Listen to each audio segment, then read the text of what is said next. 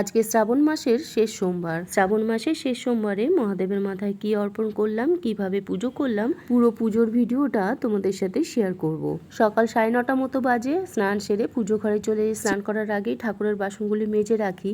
স্নান করে সবার প্রথমে কাজ আমার তুলসী মন্দিরে পুজো দেওয়া, আর তারপর ফলগুলি পরিষ্কার করে ধুয়ে থালাতে গুছিয়ে রাখা। ফুলগুলো সুন্দর করে গুছিয়ে রেখে দিলাম, বেলপাতাগুলো ধুয়ে রেখে দিলাম। আজকে দেখলাম ফুলের মধ্যে অনেকগুলো নীলকণ্ঠ ফুল, আর ভাবলাম আজকে নীলকণ্ঠ ফুলের মালা গেঁথে মহাদেবকে নিবেদন করব।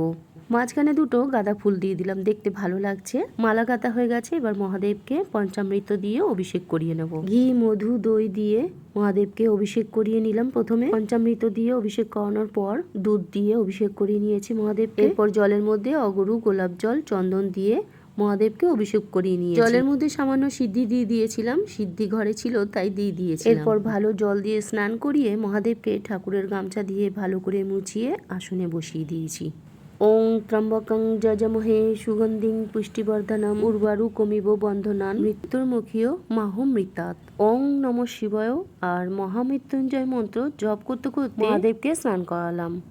মহামৃত্যুঞ্জয় মন্ত্রের অর্থ হলো ত্র্যম্বকং মানে 3 চোখ বিশিষ্ট মহাদেব, যজামহে মানে আমরা পুজো করি, সুগন্ধিম মানে সুবাসিত, পুষ্টিবর্ধনম মানে যিনি সবার শক্তি পুষ্টি বৃদ্ধি করেন, উর্বারু কমিব মানে গাছ পাকা ফলের মতো, বন্ধনান মানে সংসারের বাঁধন থেকে, মৃত্যুর মুখীয় মানে মৃত্যু থেকে আমাদের মুক্ত করুন, মাহমৃতাৎ মানে পরম শান্তি থেকে আমাদের বঞ্চিত করুন। শিব ঠাকুরকে যেই বাটিতে বসিয়েছি সেই বাটিতে অষ্টগন্ধার চন্দন দিয়ে ওং এঁকে তার উপর বেলপাতা দিয়ে, বেলপাতার উপরেও চন্দন দিয়ে দিয়েছি। এরপর মহাদেবকে বসিয়ে মহাদেবের মাথায় বেলপাতা অর্পণ করে দিলাম চন্দনের সহযোগে।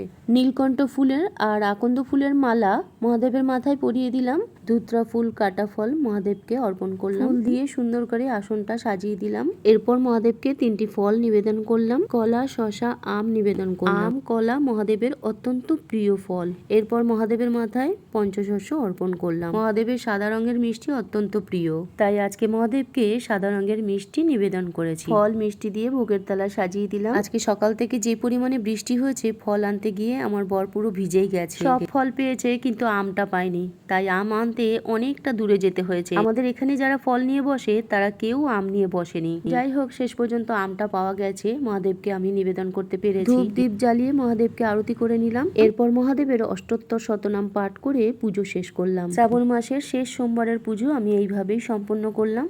আজকের দিনটা সাবু ফল খেয়েই থাকবো। কেমন লাগলো আমার এই পুজোর ভিডিওটা অবশ্যই তোমরা কমেন্ট করে জানিও।